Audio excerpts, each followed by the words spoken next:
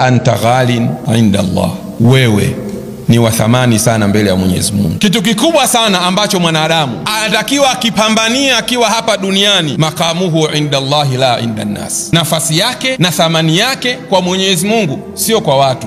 Hicho ndio kikubwa ambacho mtu anatakiwa kipambanie, thamani yake, heshima yake kwa Mwenyezi Mungu, sio kwa watu. Ridhallahi yasirun bulughu, amma ridhan nasi faghayatun la tudrak. Kumridhisha Mwenyezi Mungu ni jambo ambalo linalowezekana, tena ni jepesi hata kulifikia. Ukifata kanuni za kumridhisha Allah, Mwenyezi Mungu atakuridhia, na ni rahisi kufanya hivyo. Lakini kuwaridhisha watu wote ni kitu ambacho hakiwezekani. Ni mara ngapi mtu anachukiwa kwa sababu ya ukweli wake? Ni mara ngapi mtu anapendwa kwa sababu ya uovu wake? Ni mara ngapi ambapo pengine mtu kwa sababu tu ya kushikamana kwake na Uislamu, kujitoa kwake kwa ajili ya Uislamu, watu wanampa maneno ya kejeli. Umri wako huwezi kujizeesha tu bwana, kila muda mimaji tu, utautumia saa ngapi ujana wako? Hivi haya maneno kweli unafili kwa sababu anampenda anachokifanya? Ni kwa sababu anachukia, anaona akibaki kule yeye hatofanikiwa bali mwenzake atafanikiwa. Ili ufanikiwe na uwe na thamani mbele ya Allah subhanahu wa ta'ala, moja, biaqidatika, wewe utakuwa na thamani na heshima mbele ya Allah kwa akida yako. Vipi unamwamini Mwenyezi Mungu? Vipi unaishi katika dunia hii? Ni vile anavyotaka Mwenyezi Mungu au tofauti? Hebu jiulize, imani ulionayo ina nafasi gani kwenye moyo wako? Lakini pia wewe utakuwa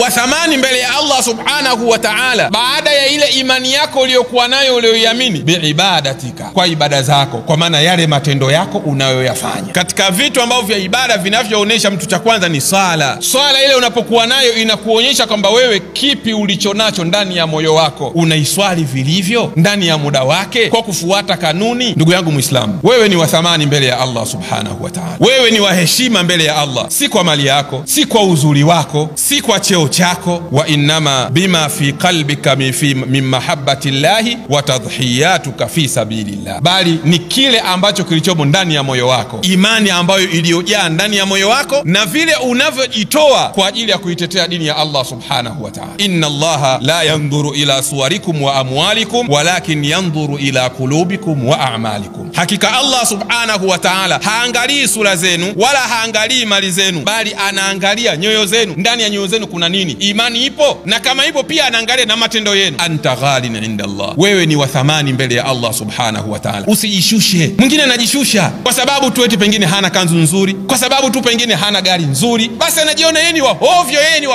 hovyo. Ndugu yangu Muislamu, thamani yako mbele ya Allah ni vile utakavyokuwa umejitoa kwa ajili ya Allah subhanahu wa ta'ala. Kuwa utakavyokuwa ukiwa una matendo ya hovyo, wewe pia ni wa hovyo mbele ya Allah subhanahu wa ta'ala. Laqad khalaqnal insana fi ahsani taqwim.